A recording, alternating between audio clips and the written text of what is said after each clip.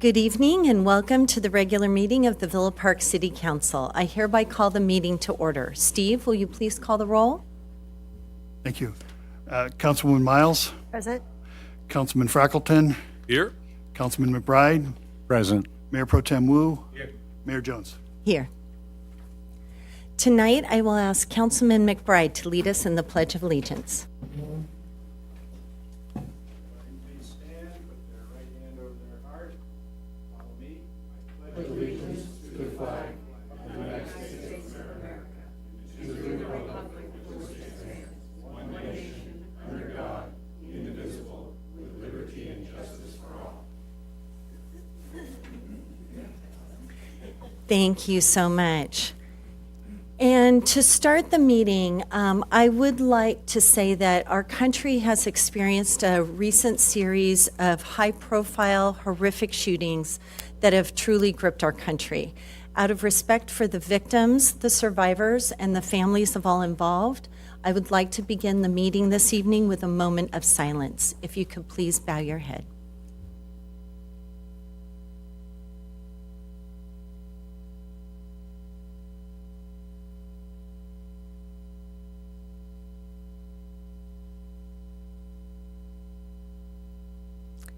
Thank you very much.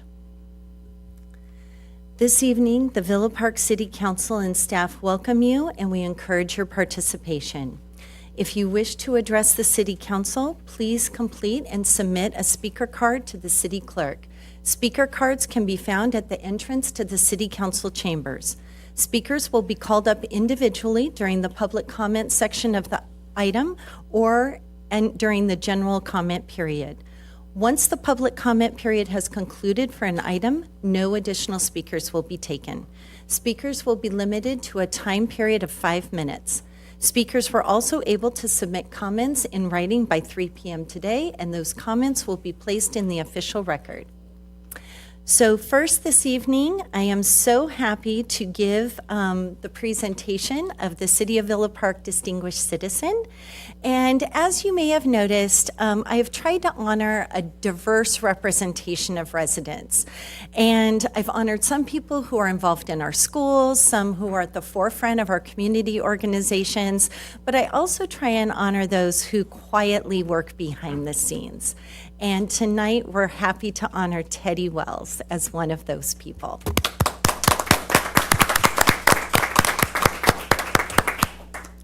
So I'd like to say a few words about Teddy. Teddy has spent decades building a record of service that few can match. Her volunteer work and leadership have impacted numerous organizations in healthcare, the arts, and community programs, both locally and countywide. Teddy moved to Villa Park in 1970 with her husband, Neil, who she recently lost in 2023.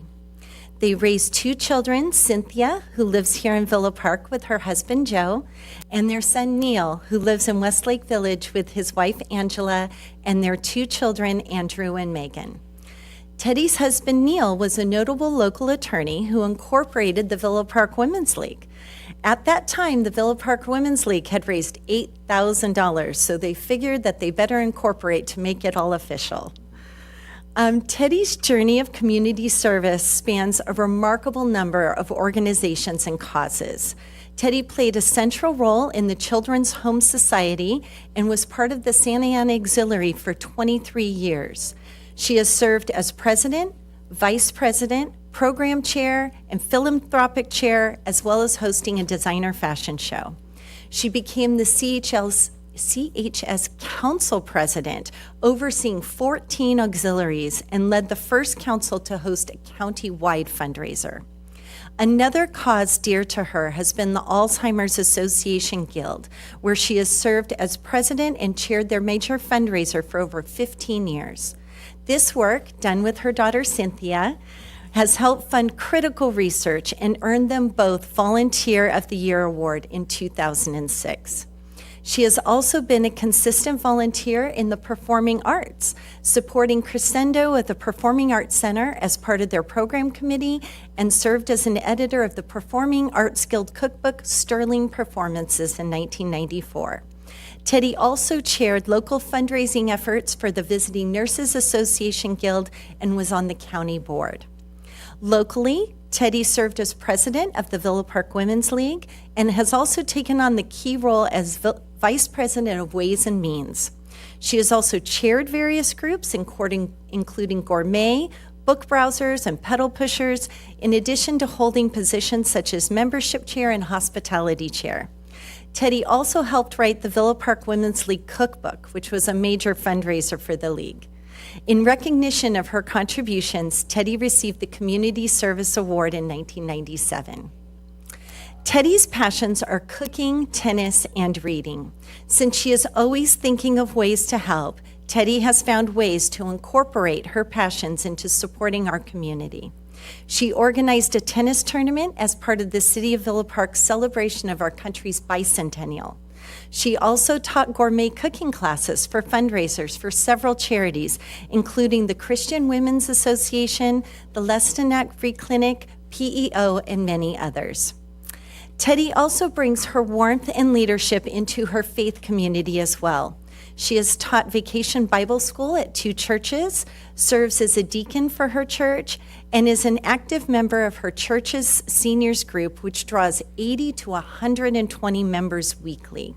She helps with cooking, cleaning, and planning programs, ensuring that these seniors stay connected and involved. With decades of service across multiple sectors, Teddy Wells stands out as one of the most committed volunteers in our community. We are proud to recognize her legacy of service and the inspiration she continues to provide for us all.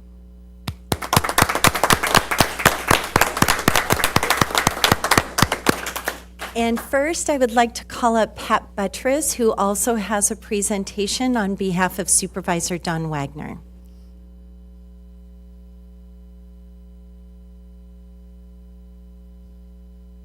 I'm just too short. I looked at the mic and I thought, no, I can't talk into that one. On behalf of Orange County Supervisor Don Wagner, it really is our privilege to tell Teddy thank you for what she has done for our community here in Villa Park and throughout the county. And I don't know if Teddy will remember me, but I remember Teddy because I remember the first cookbook. I was asked to give a recipe for it. So my name's in one or the other of the cookbooks that have come out. And I remember talking to Teddy, and we have many mutual friends. And she's done even more than what you've said. And she's just the most delightful person. And I am so pleased to see, Mayor, that you have acknowledged her and all that she's done for our community over so many, many years. So again, on behalf of Supervisor Don Wagner, thank you, Teddy, for all you've done and will do, and we look forward to it, and we're very, very proud of you.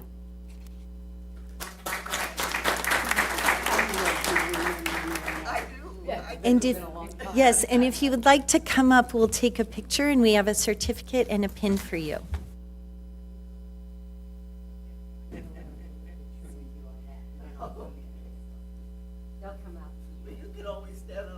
Yeah, I know, guys, I know.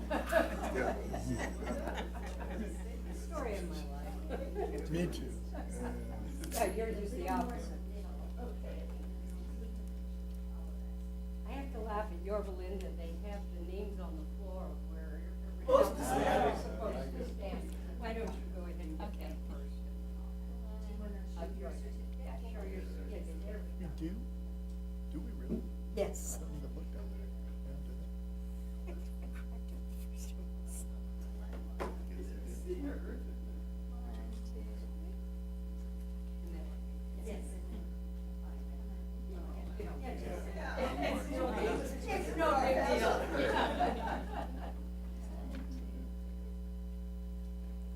Wonderful. And then can family and you want to come on up? Yes. Cynthia and Joe. Last thing I want is that photo in there. No, they want family. That's the first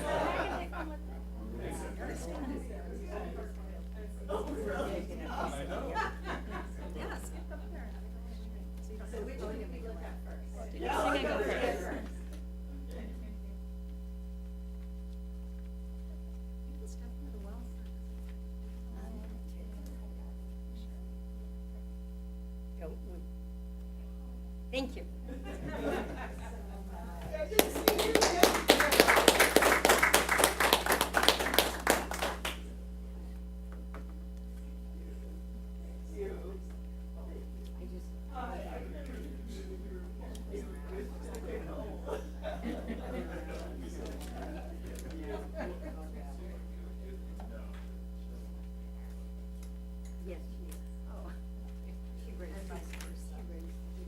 He's here. He's here.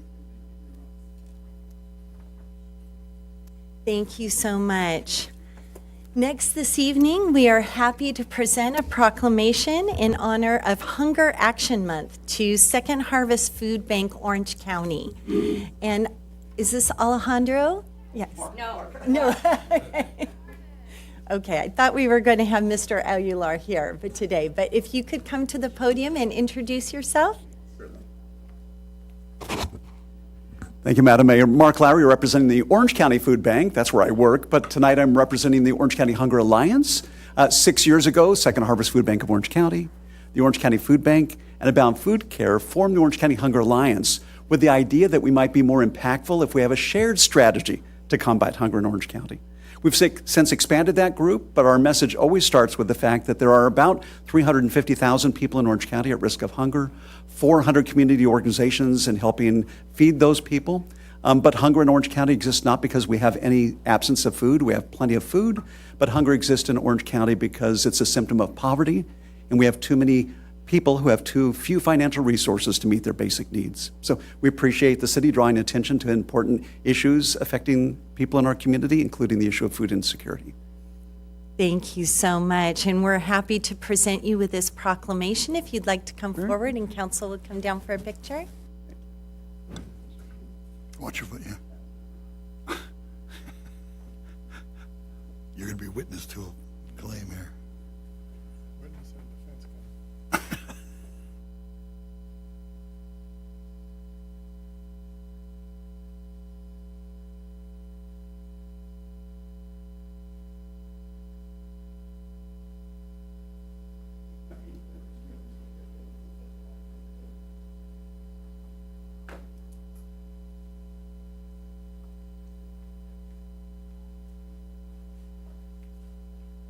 Thank you so much.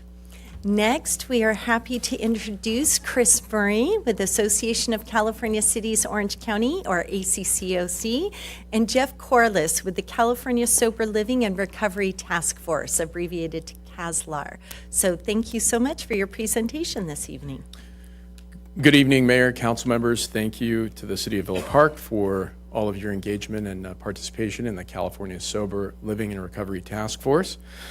Just real quick for you, this task force was established in January of 2023 by the City of Mission Viejo, based on and responding to hundreds of residents raising concerns around the licensing and regulation and enforcement of the activities of sober living homes and recovery homes in its own city. So thank you to Mission Viejo Council Member and former Mayor Wendy Bucknam for founding this task force in South County, which has now grown to a statewide organization. And so far, we've had 16 public meetings over the last 2 years to receive a lot of input and participation. And with that, I want to introduce Chris to talk about the new partnership with the ACCOC. Thank you, Jeff. And we're going to tag team on this tonight, and we'll be quick. We're cognizant of your time and agenda tonight.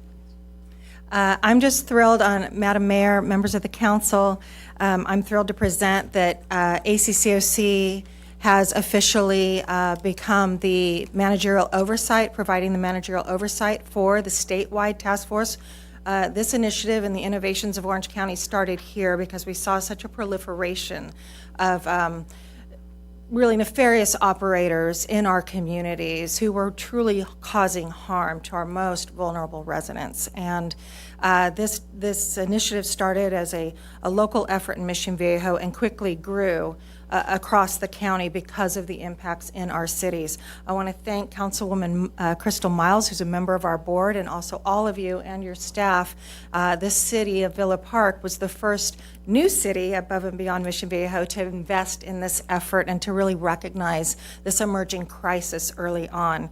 I'm thrilled to share that ACCOC's board and our members supported our organization assisting the statewide task force become its own 501c3. So it is no longer just a volunteer effort, it is a formal 501c3 nonprofit agency of the state of California. We have interest from cities across the state, definitely regionally. Southern California has been dramatically impacted, but now with passage of Prop 1 and just some of the issues that we've seen in our communities, we now know through a statewide audit that Jeff will speak to that this is a dramatic issue, a significant issue affecting residents all over the state of California. So we're very excited to be a part of advancing some reforms at the state level. I want to just acknowledge briefly that the nonprofit board that makes up the 501c3, they'll meet a couple times a year to oversee finances, conduct audits, et cetera. Make sure your investment is well spent and invested in return on investment for our communities. But the chair is Santa Ana Mayor Valerie Amezcua. Vice chair is 5th District Orange County Supervisor Katrina Foley. Our secretary is Mission Viejo Mayor Pro Tem Wendy Bucknam. Treasurer is Alan Nelson, who is a parent advocate. He lives in Los Angeles with his wife. Their son Brandon tragically died in a residential home in Orange County from a unsupervised and poorly managed mental health program, as well as board member Garden Grove Mayor Stephanie Klopfenstein, who serves on the board as well. So with that, I just want to say, I want to thank Villa Park because your investment in ACCOC and CASLAR makes this effort, the statewide effort, possible. It truly is going to improve the quality of life for those who are in these facilities. So with that, I'll turn it back over to Jeff. Thank you, Chris. Next slide, please. Just a quick overview of the mission: to combine expert education and research, public input, and bipartisan regional ideas and initiatives to determine critical pathways forward for possible short and long-term policy solutions that help those in recovery, as well as community members in neighborhoods that have been impacted. And the message of the task force has been just as much about keeping our communities safe as it is about protecting those who depend on the care of these centers as well. Next slide. This is just a screenshot of our website, which is soberlivingtaskforce.com. That's soberlivingtaskforce.com. We encourage all to sign up on the website for regular updates. We do put out periodic communications, and I know all of you receive those updates as a part of the communications from the task force. So please encourage the community, residents, staff, and those that are in the community who are stakeholders that want to be informed to sign up at this website. And it's really an important tool where we publish all of the video recordings of the task force meetings, as well as the press coverage around this issue, legislative updates, and other information. Next slide. The activities and accomplishments of the task force include supporting the DHCS audit, which was called for by Assemblymember Diane Dixon, which was a pretty exhaustive audit to understand how the sober living and recovery homes are licensed and how they're regulated by DHCS. And that audit taught us a lot about the lag times with investigations around complaints about sober living homes, the treatment of inside those homes, as well as the operations and how they affect communities. So it really put a spotlight on how long it's taking to have those complaints adjudicated, and it's taking too long. And so some of the legislative action that has taken place this year in part responds to that. We also supported early on the submission of amicus briefs for the city of Costa Mesa's lawsuit against Ohio House, which was adjudicated all the way to the appellate court, and ultimately their ordinance was upheld. That was a milestone for this movement and very important for local control in cities because it now enables your city and many others to adopt an ordinance that allows you to provide some oversight and regulation of how these are placed and operate in your city. Also, there was an OC grand jury report that came out several months after this task force started, and it prescribed exactly what we're doing here. So this task force in of itself is a perfect response for any city that's participating, that it's heard what the grand jury said here in Orange County and is participating in an effort that speaks to what it called for. We've collaborated with law enforcement. Thank you to the Orange County Sheriff's Department, who provides your police services, as well as the Orange County Fire Authority on EMS response in terms of getting data about what's happening and how those activities impact law enforcement as well as public safety and EMS response for medical calls. It puts a big burden on the public safety system, and it's important for the public to know and understand the costs associated with that. Next slide, please. Through our website and through the activities of the task force, we've collected a lot of community feedback, supported legislative reforms. We've had participation from over 40 jurisdictions and growing, and more than 200 individual participants submitting support letters for legislation and other reforms. Next slide. During the course of 2025, 11 bills were introduced to address reforms associated with the issues that the task force has been looking at. Next slide. These are the two bills that have made it to the governor's desk. AB 424 by Assembly Member Davies requires a more timely response within 10 days to a complainant. When someone files a complaint, DHCS needs to then, assuming the governor signs this bill and enacts it into law, that the agency would need to notify the complainant within 10 days that it's been received and also follow up with formal communication on what action was taken or if there were findings. That currently does not take place, so that's why that bill is really important. Second bill, AB 492, alcohol and drug programs and licensing. When DHCS licenses a sober living or recovery home, they will now be required to notify the local agency. In your case, if it were in the city of Villa Park, notify the city right away that license has been issued, so you're aware of where one of these homes is now being allowed to operate so that you can be involved in that process. Next slide. We have an ongoing portal for taking action. People can easily go click on the website and submit support letters for bills. We'll continue to update this as we enter the next legislative year so that we can easily enlist support from the community and stakeholders around support letters for bills.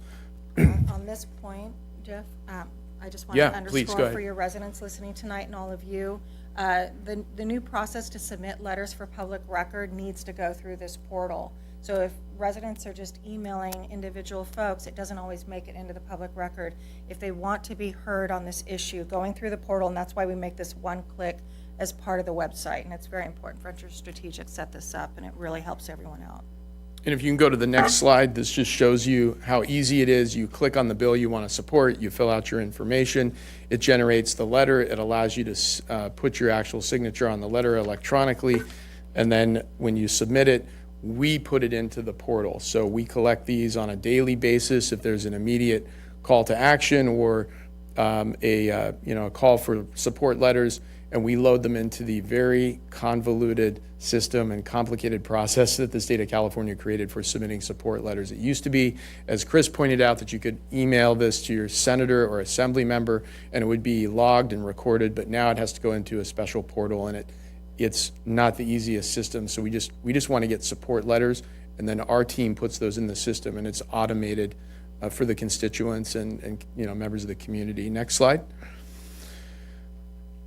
The graph on the right shows you the concentration of sober living homes across the state. This was featured in the DHCS audit by Assemblymember Dixon that we talked about earlier. This has been very helpful for us because it's helped us target across the state where we're going to find opportunities for local elected officials to participate. There are some areas that don't have this problem, but there are a lot of areas where there is a high concentration of sober living homes, and especially those that are causing challenges for communities. So we're targeting those communities and local cities and counties where we see there's a higher concentration of them, so that we can identify if they are having similar problems that your city and the County of Orange has experienced. So you can see that's how we're targeting statewide participation. Next slide. And this is just a screenshot of the portal. If someone wants to go through the process of submitting their own letter, they can, but this is a system where a letter has to be loaded in order for it to be assigned to the bill and distributed to the committees and the staff that are involved in that piece of legislation. So that's why we've made it easy and really simple for stakeholders to just submit through our portal, and then we put it into the system. Next slide. As Chris mentioned, this is task force was started 2 years ago by Wendy Bucknam, the City of Mission Viejo. It's now a nonprofit, and we're pleased to have the oversight of ACCOC as this is growing into this statewide organization. Next slide. Most important, what plans do we have for 2026? We have dedicated legislative and state regulatory reform advocacy, and I want to put an emphasis on state regulatory reform advocacy because that is going to be an even bigger focus for us going into 2026, where we are looking at opportunities to engage with state agencies on how they're regulating these homes, especially given all of the results of the audit, all of the reforms that have been introduced by legislators and so forth. Some of these other things we've already talked about, but the other one I want to call your attention to is research and public opinion data to support reforms. So one of the things that we're working on is looking for a university partner, and we're in discussions with some of the different universities in the region to partner with them on establishing a scientific set of focus groups in communities around the state that have high concentration of sober living and recovery homes. In particular, identifying patients who rely on these homes to understand the experiences they have and what the outcomes really are. Coupling that with public opinion research so that we can take a ton of more data from patients and from communities affected by these homes to Sacramento to support reforms both on the legislative and executive side of the government. So with that, we'll continue to target communities and engage more elected officials to broaden and deepen the bench of local elected officials participating in this through ACCOC, the League of California Cities, as well as CSAC and other statewide organizations. Next slide. And with that, we'd be happy to answer any questions you might have. Great. Thank you so much for such an informative presentation. Council members, do you have any questions? Councilwoman Miles? A comment more. Just want to thank you guys, having been on the board, and I know you guys are really modest in the 2 years, the leaps and bounds that you guys have accomplished so much. And I don't know if people understand and appreciate that, Chris, you have a full-time job.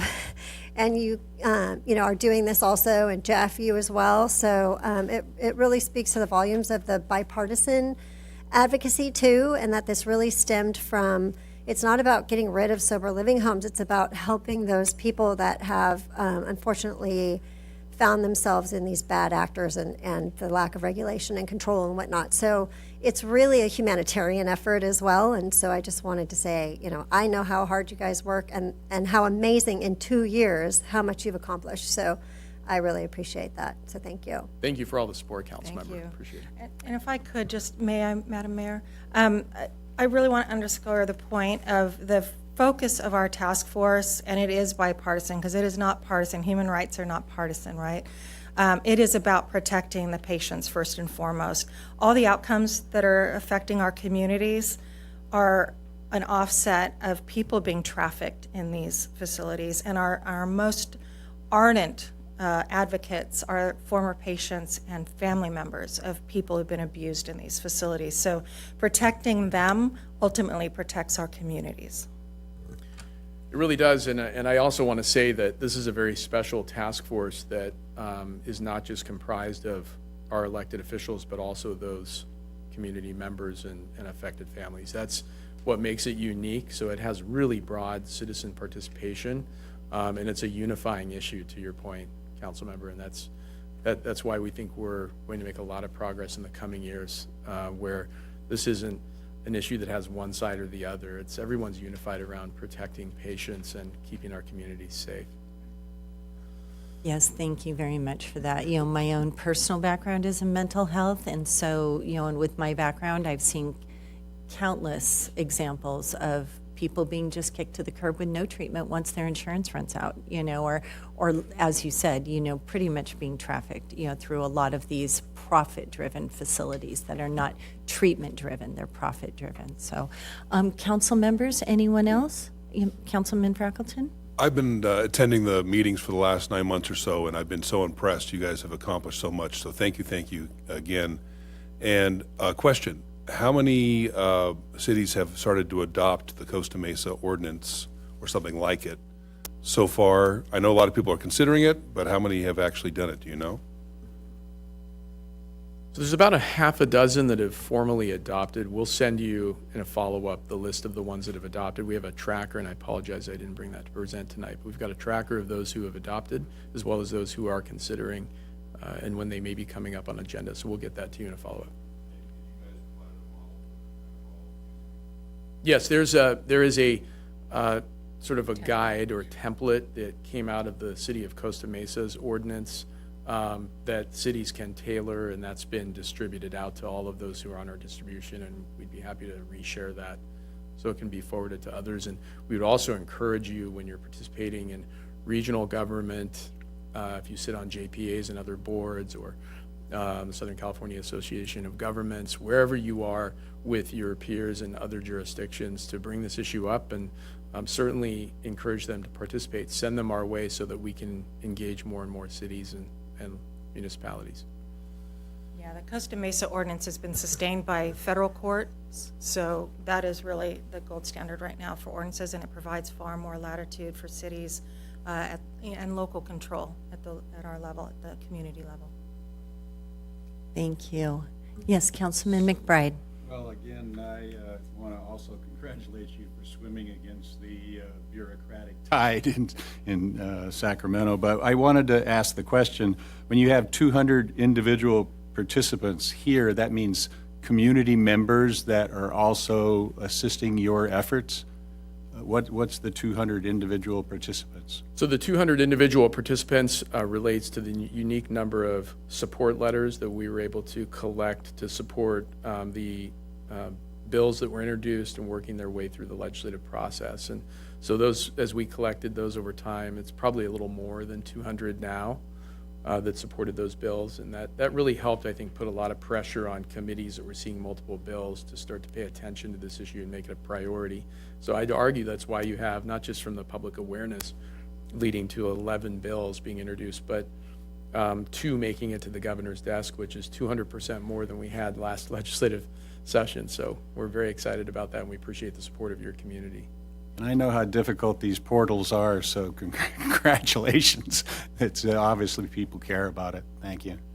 And if I may just add as well, Councilman, that the 200 reflects those. So we talked about the nonprofit board, which is just really the administrative for the financial aspect of funding the task force. The community service board is made up of those 200 as well, and they meet every other month at the Civic Center, and people can attend in person or online. So we make it super easy for folks to engage. Great. Thank you. Thank you very much. And one final comment more for staff, if I could. I know that we had some discussion about this some time ago, and we put some information in our newsletter that goes to our residents, the feeder. Could we go ahead, believe it's been over a year since we put that in. Could we go ahead and do another push in the feeder for people to sign up on their website? Okay, wonderful. That'd be great. So we'll get that information out to the residents again. We always have new people coming on, so thank you so much for a wonderful presentation. This is something that's very important to our residents, so we really appreciate the time. Absolutely. Yeah. Thank you. Yeah, thank you. Thank you. So next, we'd like to call on the Orange County Sheriff's Department, Captain Sotelo.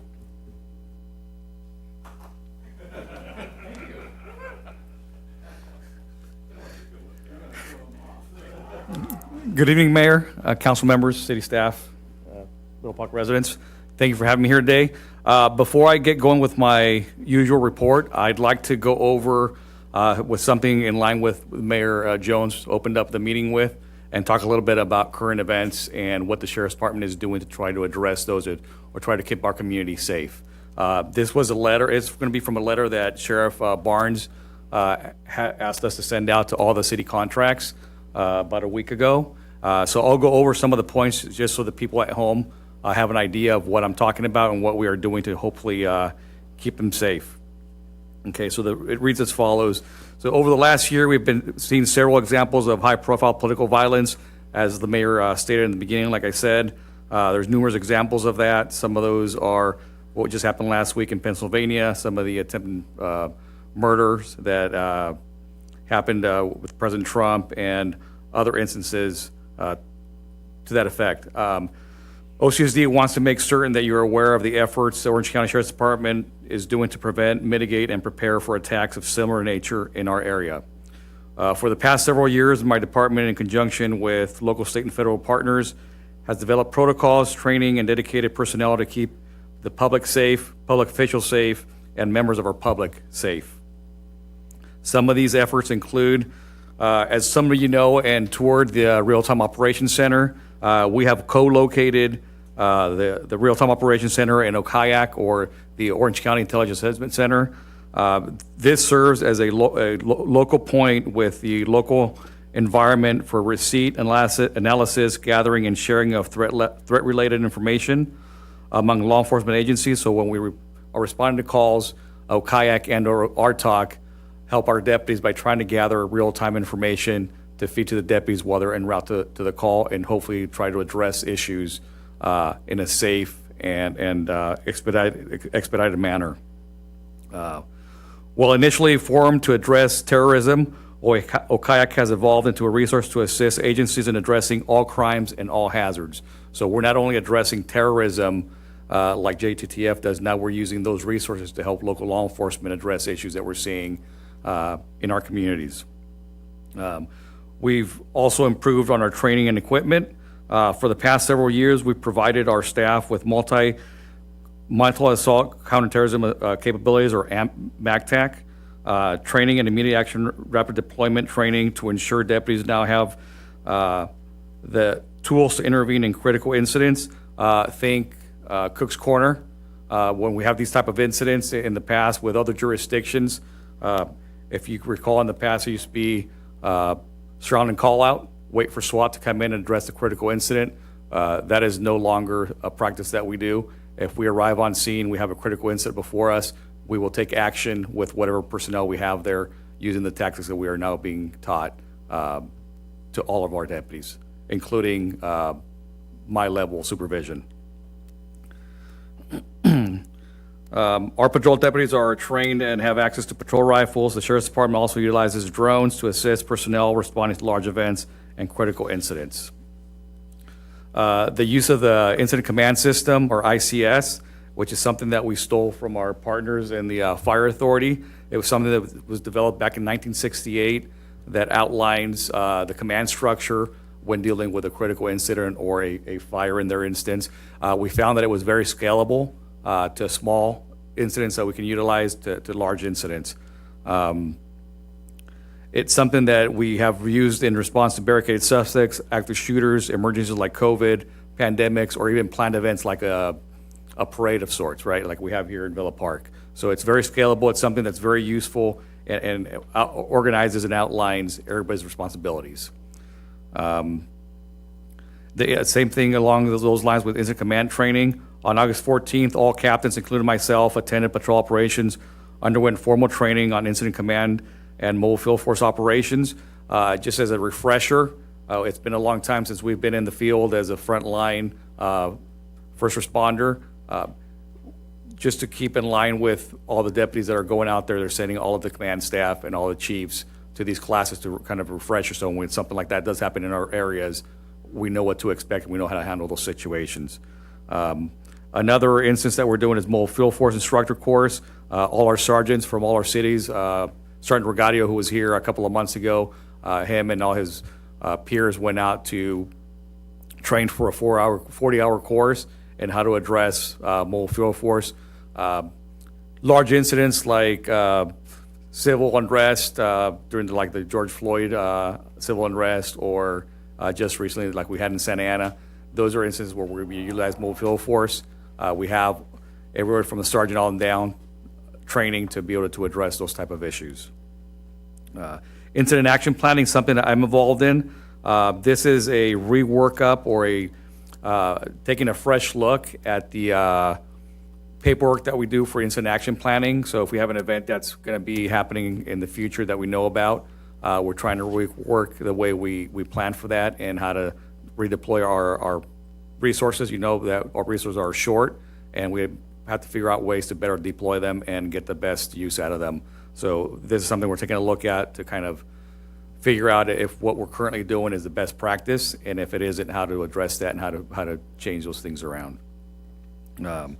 In all, Sheriff Barnes wants to assure you that we will continue to ensure deputies are well-trained, prepared to work diligently to address threats to the fullest extent possible and keep the residents of Orange County and the city of Villa Park safe. So we just want to make sure the county and the residents are aware. We are aware of all those bad things that are happening around us, and we're trying to do everything we can to prepare to address those issues if they come to Orange County. All right. All that being said, the city of Villa Park is a very safe community, as I will demonstrate here with the following stats. Over the period covering August 26th to September 22nd, we had a total of 278 calls for service. Again, these are calls that were either self-initiated activity or somebody called 911 and was asking for some sort of help. That was a decrease of 132 calls over last month, a decrease of 132 calls. We had, out of those calls, 11 of them were where we took a report. Again, a decrease of 13 reports for that. We had 0 crimes against persons this month. We had 5 crimes against property and or society. Some of those included a grand theft, which was another crime of opportunity that happened where an individual had his vehicle parked out in the street with mowing equipment and unfortunately had a large amount of cash in the cab. Somebody drove by, stole all his equipment and took his cash. We had a residential burglary with minimal loss. We had 1 fraud, 1 warrant arrest, and 1 narcotics violation. We had 0 traffic accidents, injury or non-injury this month. We had 44 moving citations and 11 parkers. As far as e-bikes are concerned, we had 4 contacts for e-bikes and 2 citations on e-bikes. So that covers my presentation. As usual, I gave you guys copies of the general area where the calls for service occurred, and then a list of the overall calls that were handled by our deputies for this month. If you have any questions, I'm happy to answer them. Great, thank you so much, and I so appreciate you giving that overview of how the Sheriff's Department would handle, a situation of, political violence, because, we really appreciate, well, I mean, I can only speak for myself, I really appreciate it, I'm sure the council did too, the statement from Sheriff Barnes and how timely it was, and so I really appreciate you reviewing that for our residents. So, council members, do you have any comments or questions for the captain? Councilman Freckleton? Thank you. Maybe I missed it. I didn't get the stats. Did you email it today? Yes. They were emailed this afternoon, so you might be in your email. At 6:35. Huh. I have a That was my fault. I mailed them late to Steve. Oh, That's okay. after the meeting started. Okay, got it. Thank on you. On the e-bike, do you know? I know because I get the Villa Park High School updates that Sheriff McDermott is still doing the trainings during lunch. Do you know how many times he's going to do that? I guess what I'm asking is, do we know what the delta is of how many people have not taken it yet? And is that why he's still offering it? Or is there a sunset date? I know he did hold 1 class on the 28th of last month, but I will follow up with him and get back to you on that answer. Okay, and then for the citations, just a question. What was the citation? Was it like blowing through a stop sign, or what? Do you know what the citation actually They was? were being unsafe. They were popping wheelies. Okay, yeah, good. Thank you. You're welcome. Well, and I believe that the seminars at the high school were connected to the high school's permit Yeah. Yes. plan, and so I wasn't aware that they were really going to end, because, as kids get e-bikes, there's more and more, and in order to bring them to school, they have to go through That's good to know. that Yeah. training. I So, believe that's the case. yeah, I need to Yes. ask the school district if it's turning into a permanent program or not, but I believe they're still in the pilot. That's great. Thank you. So any other questions, the captain? Thank you so much for your presentation. You're welcome. Really appreciate it. Next, this evening, Orange County Fire Authority, and tonight we have OCFA Battalion Chief Bender.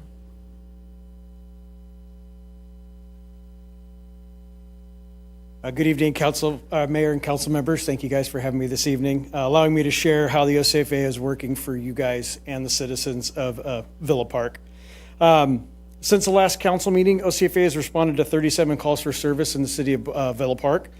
26 of those have been medical aids. We had 1 traffic accident, we had 1 fire, and we had 9 other calls for service, which include things like automatic alarms, odor checks, and hazardous conditions. One of the emergency responses of note was the near drowning that you guys had at Villa Park High School. I believe it was last week with a 14-year-old patient. Due to the rapid response by first responders, firefighter, paramedics, and ambulance folks, the patient was able to walk out 1 week later out of the hospital. So that's a good save. On September 17th, educational specialist Dean Felch and Battalion Chief Kuzma presented disaster preparedness at City Hall. And then finally, the OCFA's safety message for September revolves around senior fall prevention and safety. Our program provides recommendations on how to prevent falls by focusing on what seniors can do to protect themselves by preparing their bodies and their homes from falls. That is all that I have. Do you guys have any questions for me? Great, thank you so much. Council, do we have any questions or comments? I have a question. Yes. Just a clarification, I guess. So on what you gave us, thank you. Yes, ma'am. It says traffic total incidents 1, but then the injury traffic accidents on the sheriff's was 0. So I don't know if these are the stats that were given to me by our administrative Okay. assistant for the division. So I don't know if it was one that wasn't reported to them or one that was a minor traffic accident that didn't get reported up. Sometimes those Okay. happen. So yeah, I'm not sure where the discrepancy is. Yes, that was it. Thanks. no problem. Have a good evening. Very Thank you. much. Appreciate it. Next, at this time, we will hear comments from members of the public to address any off-agenda items within the subject matter jurisdiction of the council, provided that no action may be taken on off-agenda items unless authorized by law. We will also be hearing public comments on each agenda item.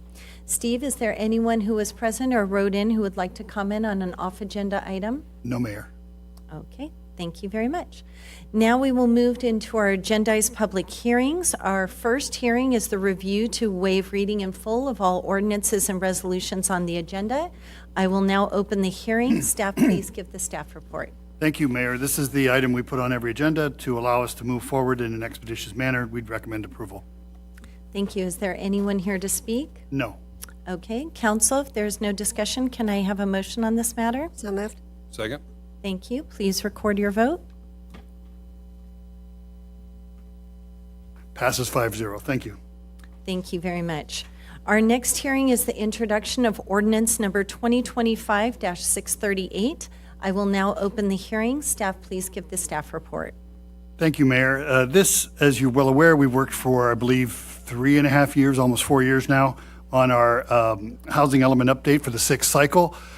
We received notification within the last month or so that we had received wording that our plan was basically in compliance, with the exception of 2 clarifications that they asked for us to do in our zoning ordinance. And with those ordinance changes, which are very minor, the page 51 and 52, clarifying that it is 50% affordability is what they're asking for, and that's basically what their request was, so that the maximum commercial would be 50%, and then the minimum residential would be 50%, which is the intent anyway of doing this because we're trying to put housing in. So it's very consistent with what is, but they want it specifically stated. They've indicated, HCD has said that with the adoption of this ordinance and the wording change, that we would have a compliance with the housing element. What that entails is the adoption, the first reading this evening of the ordinance adjustment, because the zoning has to be done by ordinance. First reading tonight, second reading would be October 28th, I believe is our second meeting. And with that, it would go into effect. We could send it to HCD. HCD has asked me just recently, as recently as last week, when we would be submitting it to them. They're following this very closely. And they've said they're very appreciative that we're moving forward on it.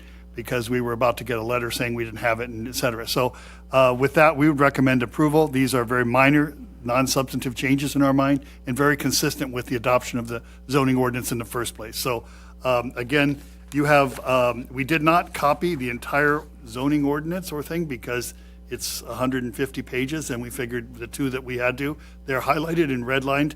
So if there's a question, certainly you can go in, but this is the first reading of the ordinance, and again, we had public notices as required for the ordinance. We've received no public comment and no notices or emails to that effect. So we would recommend approval of the first reading, with the second reading being again October 28th. Great. Council members, do you have any questions? Councilwoman Miles? So Steve, just a question. Seeing as I'm the only one that was on the council that was actually part of the initial this housing element update in 2021, and it was a robust, 200 people. It was great. It was a public hearing.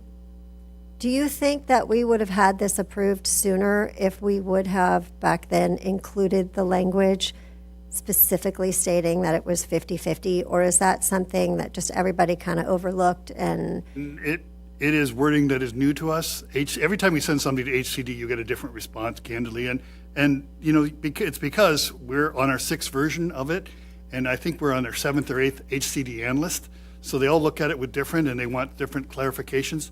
So basically, this is something we could not have anticipated. Okay. And we went through multiple iterations of this whole thing. So this isn't something we could have read, and it was out of the, Okay. But I get to credit our consultant who worked. If it hadn't been adopted by ordinance, we would have been done by now, but it isn't. because So it was such a great, intense, community-driven meeting, and it's like, if that was all it took, too bad we couldn't have figured that out way back then. But At the time, you remember, and with all due respect to HCD, every time we sent something up, they'd send us back a new set of, Okay. well, you need to do this, that, and the other thing. So it became, like, we had 6 iterations of the housing element update. So this was not well, if we missed it the one time, we could have done it right. But each time, we kept going back, and they'd come back with something that we hadn't anticipated or even heard about. So to our credit to our consultant, and candidly, HCD was willing to at least share their changes, but we kind of felt like at times the goal line kept moving. Okay. But we are here, and I think this is sort of a sense of accomplishment that we can.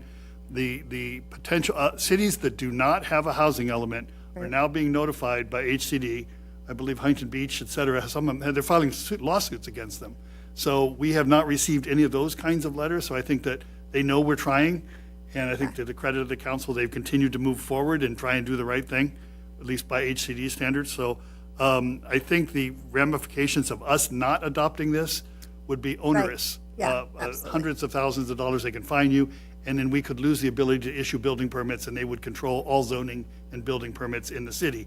So it's a very onerous penalties if you don't comply. So at this point, we're complying. This gets us through 2029. So hopefully our SCAG, when they go up and they do the housing element for the next time, the RENA amounts and the distribution, we have a common sense prevails, but that remains to be seen, and hopefully the council will have opportunities to have input on that with the other cities. I think people realize this has been an onerous process, and there's a lot of cities without housing elements certified to this point. yeah. Well, I'm glad that it's at the point now, hopefully, where we can move on.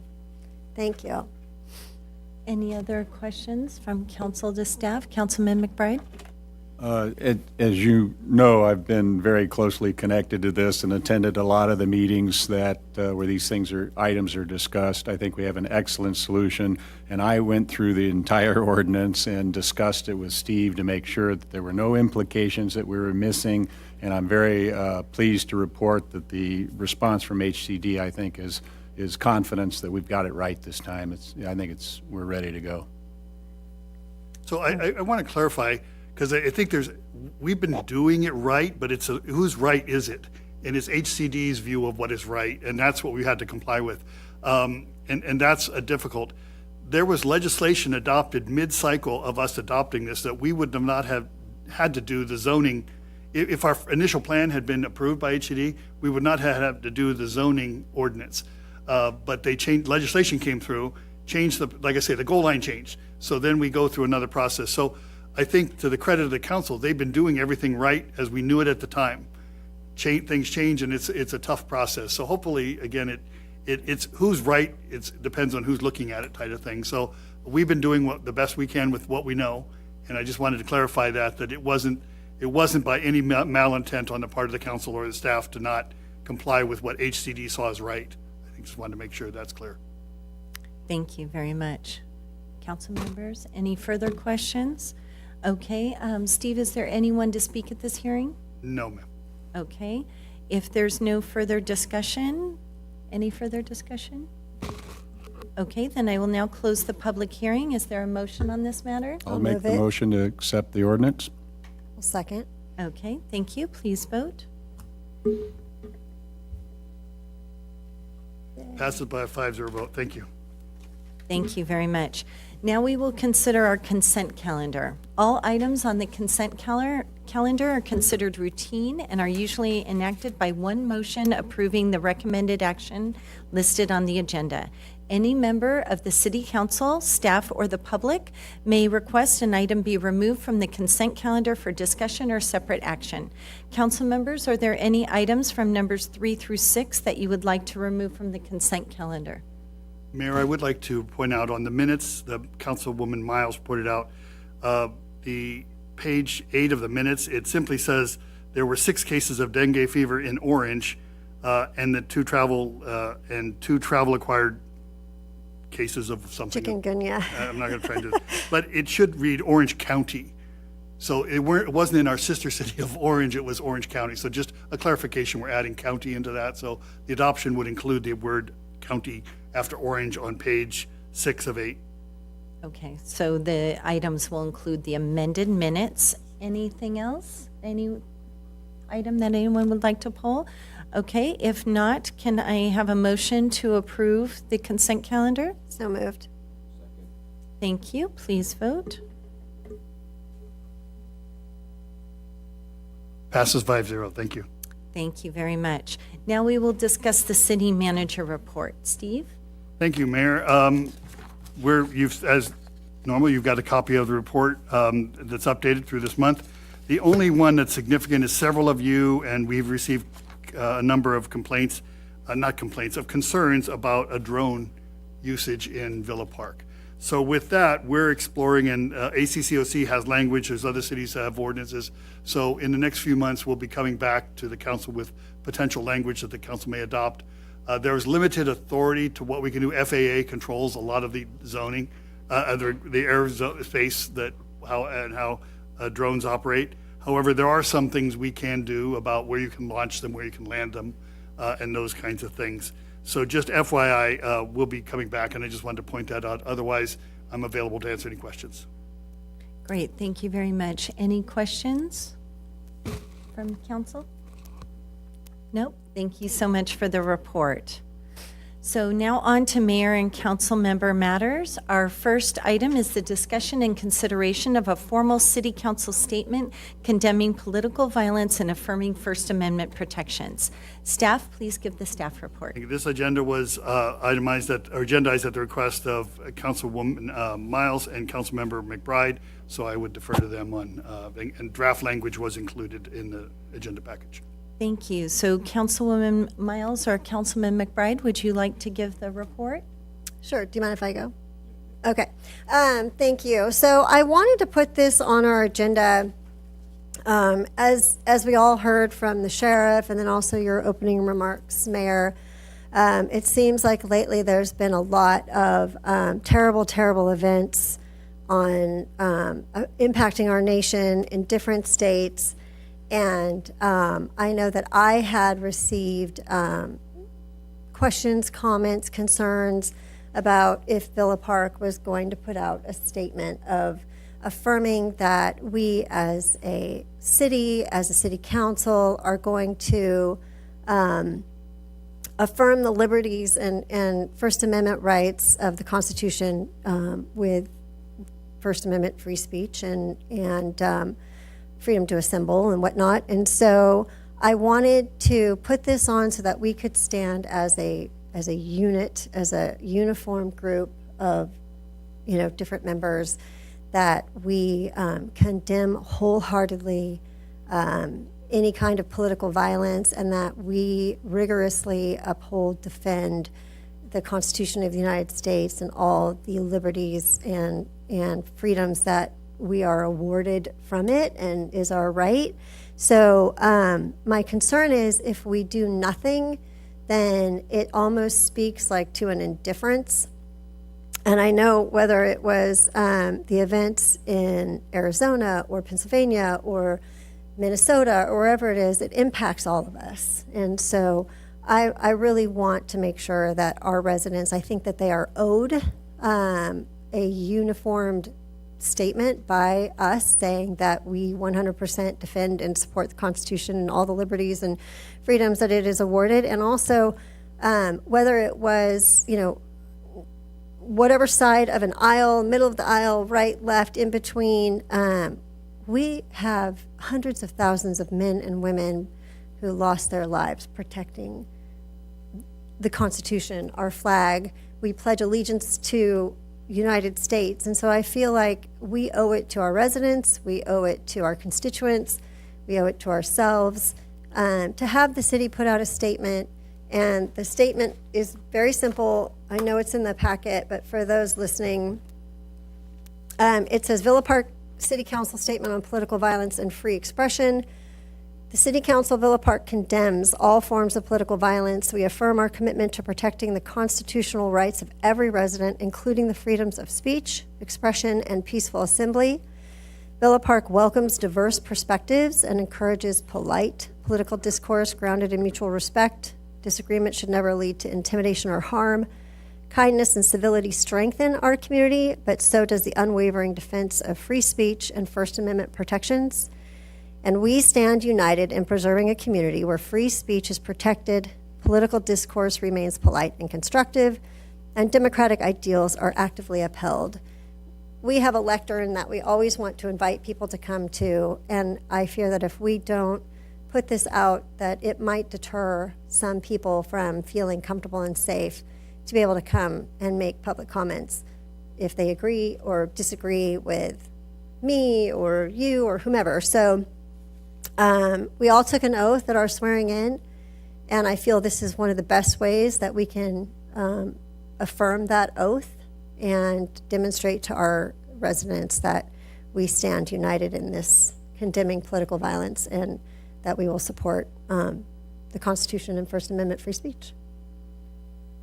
Thank you. Council members, do you have any questions? Or Councilman McBride, do you have any further comment? No? Steve, is there anyone who is present or wrote in from the public who would like to comment on this item? No, Mayor. Okay. Is there any further discussion? I'll move to approve.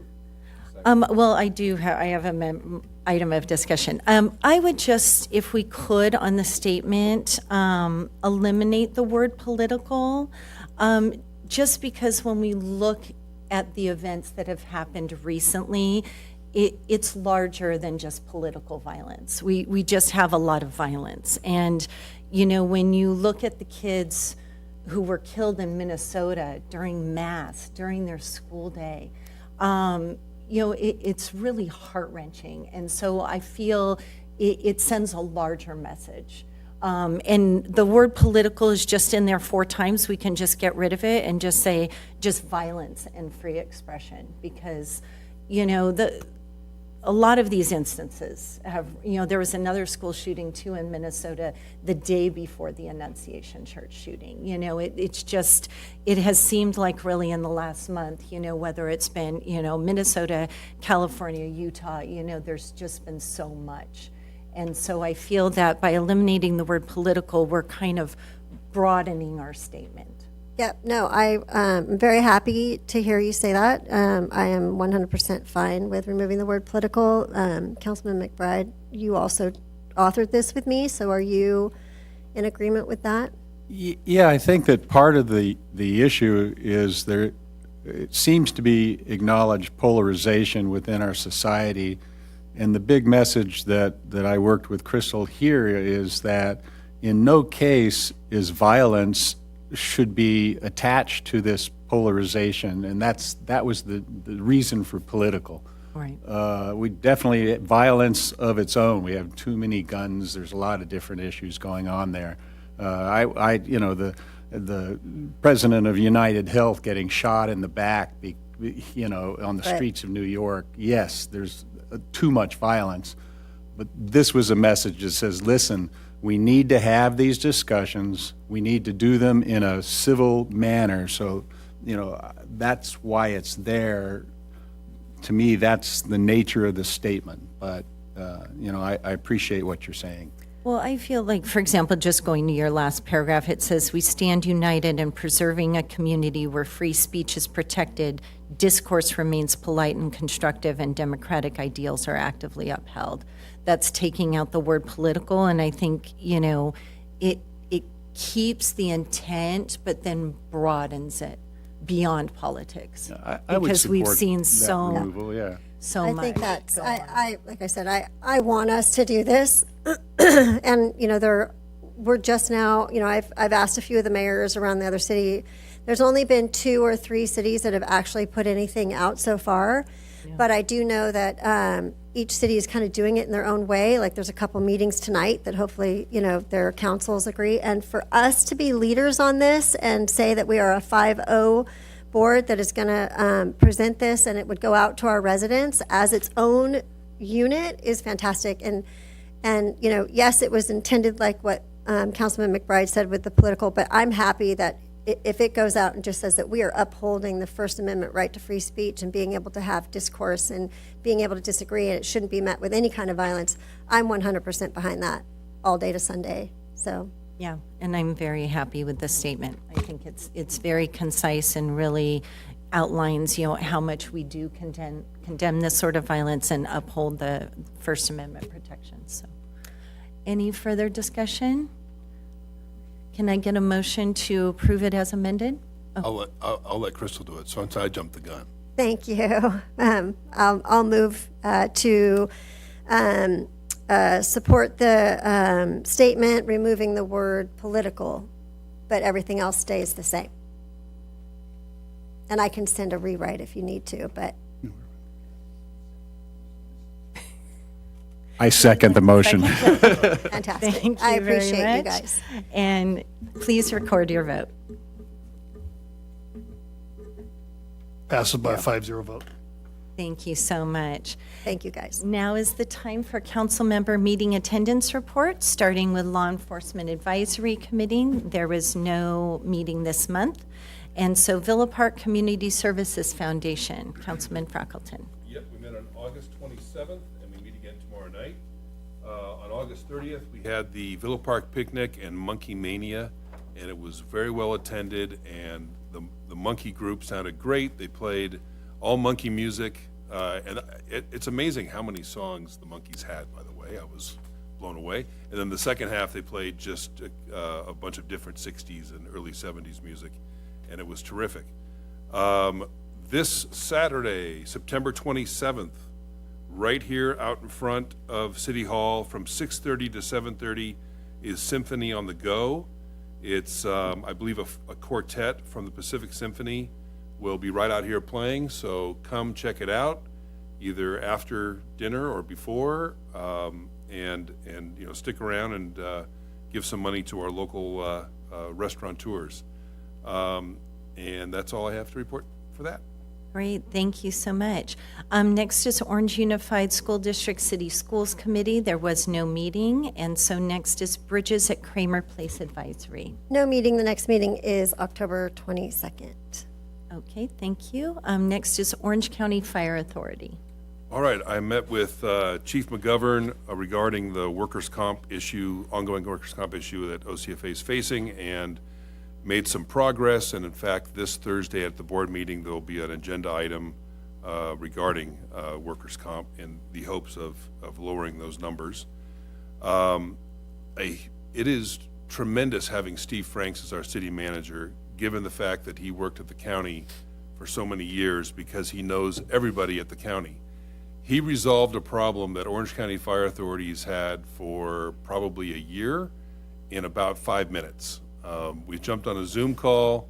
Steve Franks laid out the issue with the chief of real estate at the county, This is regarding our Fire Station 23 and the parcels that are owned, and it was resolved within 5 minutes. And Steve Franks, you're amazing. Thank you very much for getting that done.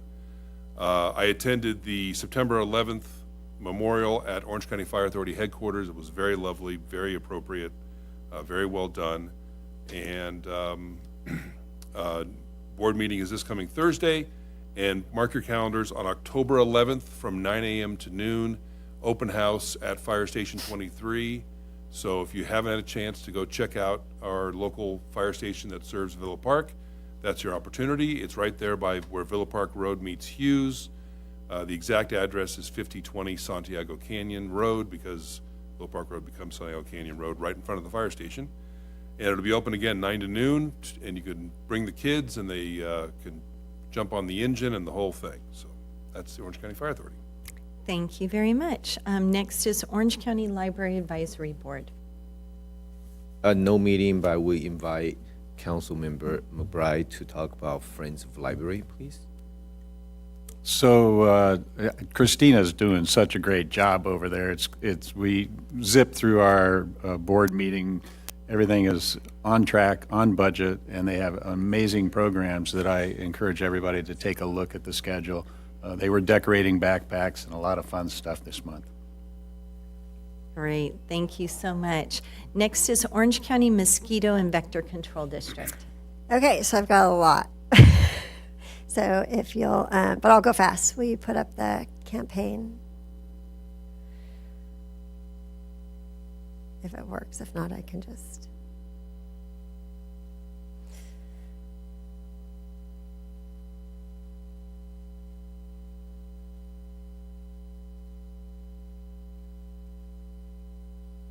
Well, that's okay. I can just, if you get it working, it'll be fine. Okay, so I have two portions. One of this is, as you know, the information campaign competition is over. And so I'm supposed to make sure everyone understands the reason why we had this information campaign. So there was some slides that they put together for all of us to show at our council meetings. It's to raise awareness about OC Vector and the services that are provided, and then expand external communications. Okay, good. And then if you just go to the second, just scroll down. You don't even have to scroll, if you can see it. So that's just the campaign goals, and just really encouraging trying to get all 34 cities involved. And through the years, we've had more and more. And so this is this competition, right? So, and then expanding partnerships within the county. So you can go the next slide. So they gave examples. So there's us from when we did World Mosquito Day. So this gets shown in front of like all the board members or whatever. And then different examples of how the campaign point system went. So you can go slide down again. Keep going. Yeah. So then it's just the different languages that were involved. Like if your trucks had different magnets that had different, you got more points for that with different languages and stuff. And then scroll again, new partnerships. So believe it or not, they, I think it's Peacock, would run that campaign. So if you scroll down, keep going until delivery by publishers, that one. So Peacock with that long bar, they actually ran that Wee Man video that I showed you guys with Wee Man, where he talks about the mosquitoes or whatever, and it was always during the Love Island, which I've never seen, so we found that to be pretty funny. And so this is how they kind of found how to target different audiences. And then if you scroll down, there was increased hits, so that big bump is when that Wee Man thing went out, and then that also went out from all of us. So like we shared it, the city shared it, I shared it, so that huge spike gave us points too. And then if you scroll down, more about the different ways people participated. Like we don't have a billboard, that bottom one, we don't have a huge billboard like that. So we had to come up with other ideas on how to do it. So that's when like Charisse and Alyssa and I, we went out and we were like staging stuff on the little kiosk out there and taking pictures. And so if you scroll down, so the cities were broken down into 3 categories. There's small city, medium, and large, because it wasn't fair to have somebody like us who only has one bus stop, right? Because you're getting points for how many times this occurs. So small cities, so if you scroll down, so small cities, there's all the cities: Brea, Dana Point, La Palma, Laguna Beach, Laguna Hills, Laguna Woods, Los Al, Rancho, San Juan, Seal Beach, Stanton, Villa Park. And so, gosh, shocker, shocker. So we won. We actually tied it with Los Al because it was an intense competition between how many times. So once we had met, all those different colors are the different media or outreach or magnets or social media or newsletters or whatever. Or if I gave a presentation on like now. And so did Tanya Doby, who is from Los Al. So then it became like how many? So he had to really, it was really tough. So they just decided that we would share the award. So I want to say thank you to the staff because you guys were really instrumental too. And last year we won and they said City Villa Park. This year he put the name on it with City Villa Park. So I'm going to have you guys hang it in there. It should have just said the City Villa Park instead of my name. But anyway, so we share the award with Los Al, which is really great. And then medium city, it was Cypress, and the large city was Huntington Beach. So it'll happen again next year. So we have to come up with more creative ways. So I want to appreciate everyone because a lot of our residents would call me or tag, and then when they would call, they would say, well, Councilwoman Miles, so we'd get points for that. So everyone was very excited for the City of Villa Park, and we're making huge waves and stuff, and so that's that. So thank you. So that was that one. And then on to the big stuff, just wanted to update as we did the minutes. So at the time, it was 6 travel-related cases of dengue. It has now expanded into 15 cases of travel-related dengue. And it's Huntington Beach, Santa Ana, Fullerton, Newport, Aliso Viejo. There is a case in Orange, Dana Point, Anaheim, Laguna Beach, and Fountain Valley. So far, none, knock on wood, in the City of Villa Park. Update on West Nile virus activity. It is the season. So there are 102 positive mosquito samples collected throughout Orange County. In the state of California, there are 36 human infections with 2 deaths, but there are no human infections nor deaths in Orange County, which is really good. There are 2 positive dead birds, and in Anaheim, Garden Grove, Orange, and Santa Ana, because this uptick in West Nile virus positive mosquito samples, they are doing an adulticide spray. So it's not in our city, but if you maybe work or have, a business or you go to school or something in these, you can go online to ocvector.org and you can look at the truck mount, and it gives you the map. But basically, it's tonight, tomorrow, and Thursday from midnight to 5 a.m., and they're going to use the big truck with the big blower on the back. Again, it's in the middle of the night, midnight to 5 in the morning. It's basically, if you did a big square, it's south of Orangewood, but north of Westminster 17th, and then it's going to be east of Garden Grove Hospital and west of Main Place Mall. So if you think of that as a big, huge square, that whole entire area is going to be treated for the West Nile virus. And then with flea-borne typhus in the county, there are 24 human cases, so that's increased, and 69 positive flea samples. And if that's not bad, now, if you guys haven't heard the cone nose bug, and it's, you should look it up. I never knew that these guys were carried diseases, but they actually carry a disease called Chagas disease, and the cone nose bug is also known as the kissing bug, and it's the one that kind of looks like it's got really narrow face, and then it has this body with the wings that you fold on it, and I know you guys have seen them. It's like this big. They're a little bit smaller than this big. And so they bite, and they have a bad bite, but the problem isn't the bite. The problem is that there is a parasite in their feces. And so if you've been bitten and then you scratch or you touch your nose or your mouth or your eyes, it can cause long-term problems, and it's now in Southern California. So it's mainly in like the northern part of Orange County, like our area. So look it up, cone nose bugs. It's going to be an issue. So it's called Chagas disease. And that's it. That's all. That was a lot. I'm happy to take questions if you have any. Thank you very much. Yes, does anyone have any questions? Okay, Here, I'll thank pass you this so down much. if you guys want to read it. Yes, and then you are still up with the Orange County Older Adults Advisory Commission. Okay, and then we have another slide much quicker this time, though. I have to get to mine. Okay, so, let me get to mine, sorry. Okay, so we had the, met on the 12th the 19th of September, so just last Friday. And the MPA, the Master Plan for Aging, was approved. So if you want to scroll down a little bit, keep going. Stop. So we'll put this online, so hopefully we can send this out or have a link to it. But this is the Master Plan for Aging. It's a working document, and this is the one that the Orange County Older Adults Advisory Commission is taking an active role. And so if you scroll to page, hold on, I got to get my,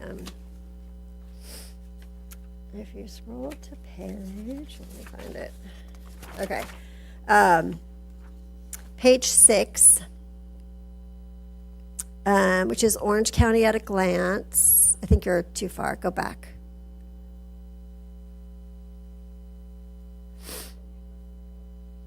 There, Orange County at a Glance. If you look, if you can see it, top cities with highest percentage of older adults, Villa Park ranks 3rd. So we are definitely instrumental in this MPA.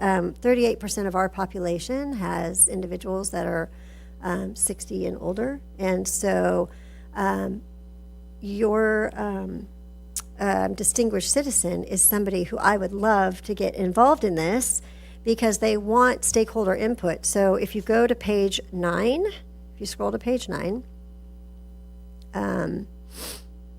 which is the OC Cares, a priority initiative. So there's 3 main priority initiatives. One is housing security, public information and resource campaign, and enhanced care coordination. That public information and resource campaign, that was one of the goals that the Orange County Older Adults Advisory Commission had put forward about trying to make sure that we get the information out there. And as we had mentioned, usually people don't even know that the Office on Aging exists unless it's a crisis mode. Their loved one fell, or their spouse had a stroke or something, and people don't normally know what's out there. And so it's not until a crisis happens that they then have to go search and find this stuff. So we wanted to make sure that it's a constant programming, information access, that these are available. So in the event something happens, you would be well-versed on what's out there. And so this was something that we worked with the CEO's office in making sure that this was much a more robust part of the initiative. So if you go to page 11. So page 11 talks about key stakeholders. So the plan leader is the CEO office, the county CEO, with Michelle Aguirre, and then her staff, Chris Lynn and Liz Guillen-Merchant.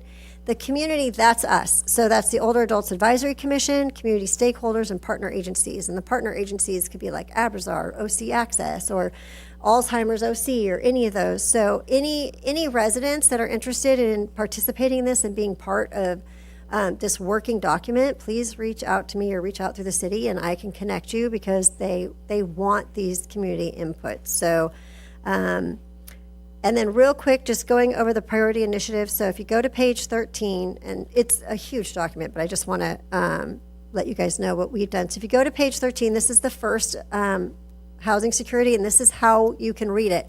If you look at the bubbles on the right where it says county, community, private industry, any place that you see the community bubble, that's an area where we want community input. So that could be if you're a member of Orange County Older Adults, that could be if you're someone who leads, yoga for older adults. It could be if you're someone who teaches an art class. It doesn't matter. So these are all the initiatives for priority 1. For priority 2, on the next page, scroll down 2 more to page 16.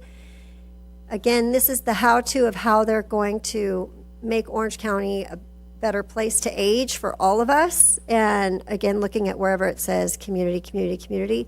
And I want to say one thing is, if you guys remember a year or so ago, we were talking about trying to get a campaign going, like at John Wayne Airport or something. And I have to say the CEO's office has already implemented the process to get a comms plan, and it's fantastic, because that is half the battle, is getting people to know what's going on. So finally on this, just page 20, is going to be the priority initiative 3, which is enhanced care coordination. And so hopefully everyone spends some time to look through this. This is all going to impact all of us. There's nobody it's not going to impact. So we'll put this on our website, and then, or you can go to the Office on Aging. It's on there too.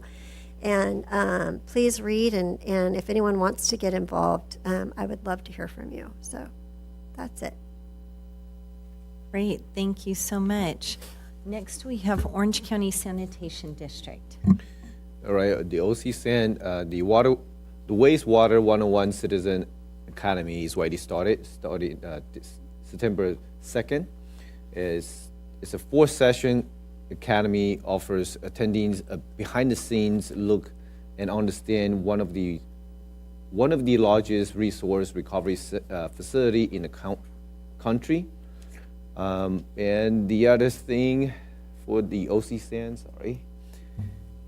dry weather urban runoff year end summary. In fiscal year 2024 to 2025, OCSAN processed an average of 2.81 million gallons per day of dry weather urban runoff, totaling nearly 805 million gallons. This provides up to 57 million gallons per month for the underground replenishment system recharge. Since April 2000, OCSAN has treated over 11 billion gallons of urban runoff, improving coastal water quality and public health. And the local construction in the city of Orange, Taft, is still under construction. So hopefully I think they got one more year to go to complete that construction. So just be aware for all the residents going out in that way. Be patient for the traffic. Thank you. Great, thank you so much. And now we will hear individual council member information items or announcements. And why don't we start with Mayor Pro Tem Wu? All right, this month I have attended the meeting with the staff from Senator Adam Schiff with Mayor. Both of us share certain issue that relate to Villa Park, and I would imagine Mayor has more better notes than I do, so I would have her to share that with the residents. And Mayor and I have attended and put on the emergency preparedness workshop. It was, in my opinion, it was quite well attended. It was a lot of information. I hope all the residents attended and watched the video have learned something and start to prepare for your home, hearten your home, I think that's a proper term. And I just want to share with all the residents, Halloween Fest would be on Saturday, October 25th, 4 p.m. to 7 p.m. And Council Member Frackleton and I already begin to organize the Marine Thanksgiving. So if you would like to host a Marine at your home on the day of Thanksgiving, please contact us or go on the website. And this year we are trying to do something unique to celebrate 250 years anniversary or birth. I think that's what we call it for Marine Corps. So we are still not 100% done yet, but all the detailed information will come out when we finalize all the plan. And I believe there will be more other event in December, so I'll just wait until we are getting closer for that. Thank you. Great, thank you so much. Let's just move down the table to Councilwoman Miles. Thank you. Okay.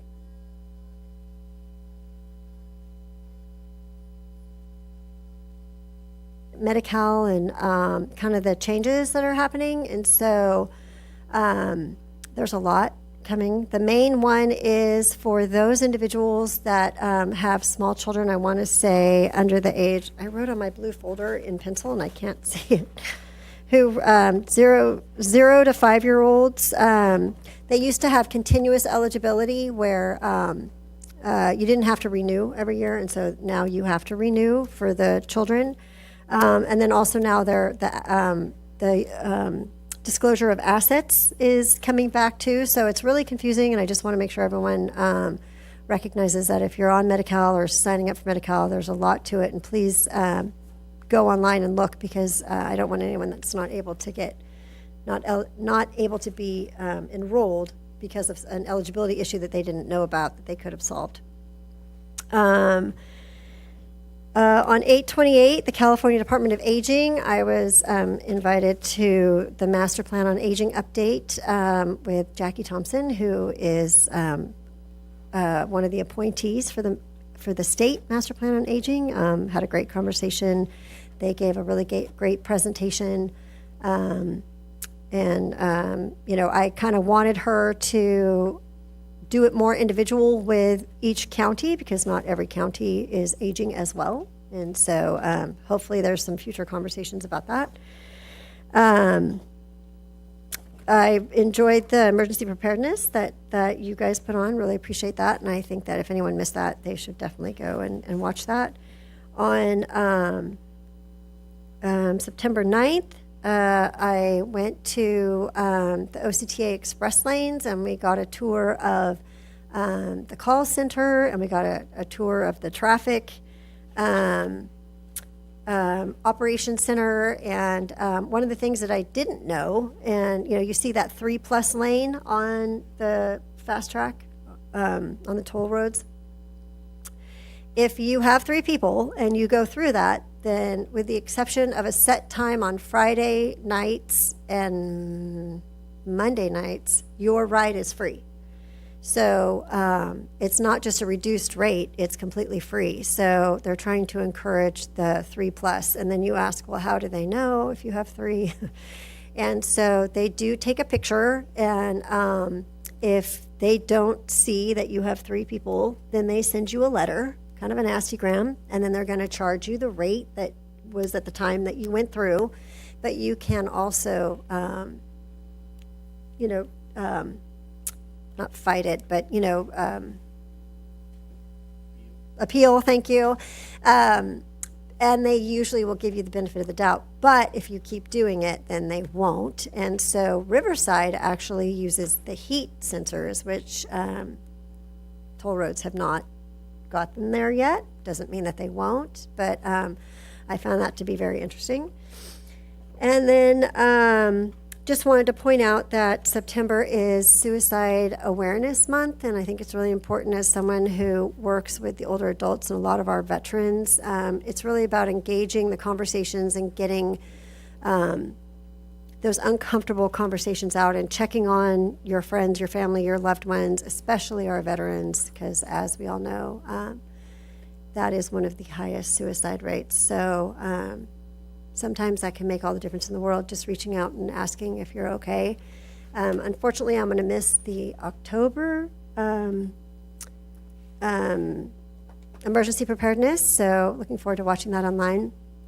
And then just wanted to end with asking the city attorney, I know there was some confusion about the presentation last time, and if we're allowed to ask questions, whether or not there's agendized or whatever, could you just provide some clarification? Because I want to make sure that I'm not telling people the wrong information.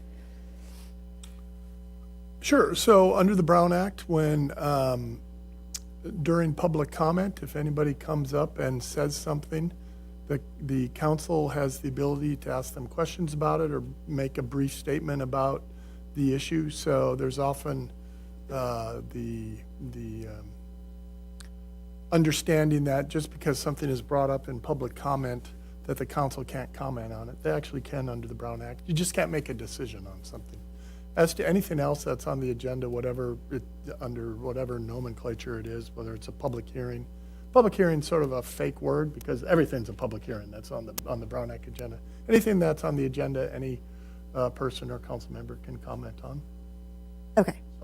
So the Southern California Edison, we could have asked questions even though it was labeled a discussion. Okay. Okay. That's it. That's all my report. Thank you. Yeah. And I would just like to clarify, both Steve and Todd, that I did ask that question prior to the presentation, and the guidance I got from staff was that it could just be a presentation with no Q&A. Correct? Yes. Yeah, can you please verbalize for the people at home that that was the guidance I received? Yes.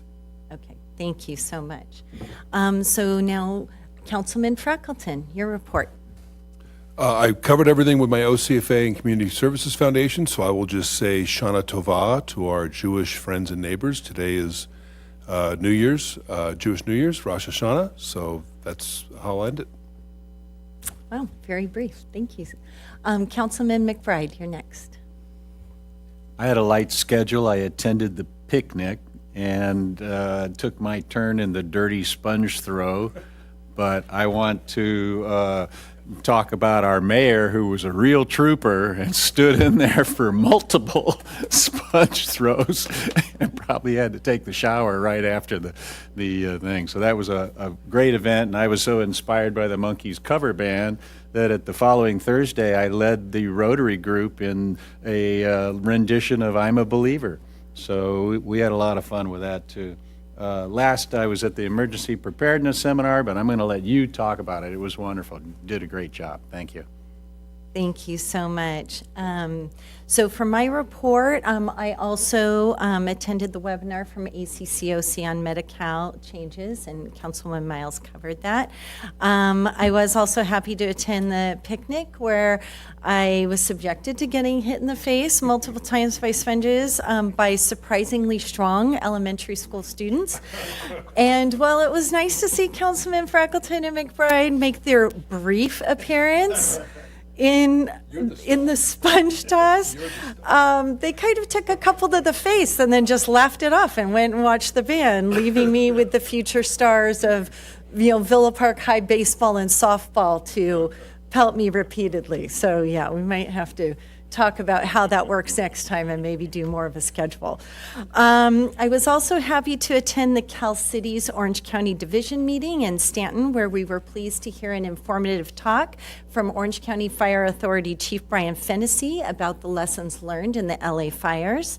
As Mayor Pro Tem Wu stated, we had a meeting with U.S. Senator Adam Schiff's office, and we're able to talk about potential opportunities for federal funds for Villa Park. And part of this meeting was also a discussion of a bipartisan bill proposed by Senator Schiff and Sheehy, who's a Republican from Montana, called the Firewall Act, which would create a new federal tax credit for families to make their homes more resilient to future wildfires. So the tax credit would cover 50% of eligible upgrades up to $25,000 for families who make less than $200,000 a year. So that could cover many of our seniors that we have here in Villa Park on fixed incomes to make those improvements to their homes to make them more wildfire resistant. So this is legislation that's just been proposed. So if you're interested, please go online and get more information about it. I also attended and presented at our emergency preparedness seminar, and this month we focused on preparing for disaster. We're going to have a second part to that, which is on October 15th, which will be during and after a disaster. And that portion will be headlined by the Orange County Sheriff's Department. And probably one of the many questions that we received during the January wildfires is, what does happen during an emergency? Who lets me know? How do I know what the evacuation routes are, and those sorts of questions? And so the sheriff will be addressing those then. If you're interested and you missed the preparedness seminar, it is available on the website. And then I believe that was it. So then now we will adjourn and to our next regular city council meeting on Tuesday, October 28th at 6:30 p.m. Have a good evening. It